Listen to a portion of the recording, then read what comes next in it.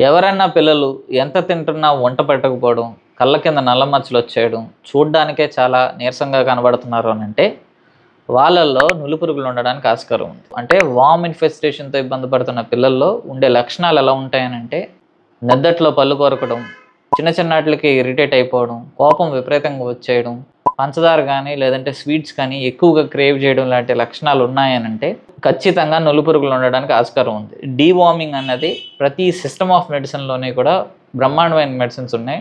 Deworming కనుక right టైంలో చేయగలిగితే 100% ఈ నులిపురుగులు పిల్లల్లో లేకుండా చేయగలుగుతాం. చాలామందికుండే ఇంకో సందేహం ఏంటనంటే, ఎంతకాలం ఇలా డీవార్మింగ్ చేసుకుంటూ వెళ్ళాలి అని. ఎప్పుడైతే కడగని వస్తువో, లేదంటే క్లీన్‌గా లేని వస్తువునో నోట్లో పెట్టామో, ఈజీగా మన పొట్టలో పురుగులు పెరగడానికి ఆస్కారాలు చాలా ఎక్కువగా పెరుగుతాయి.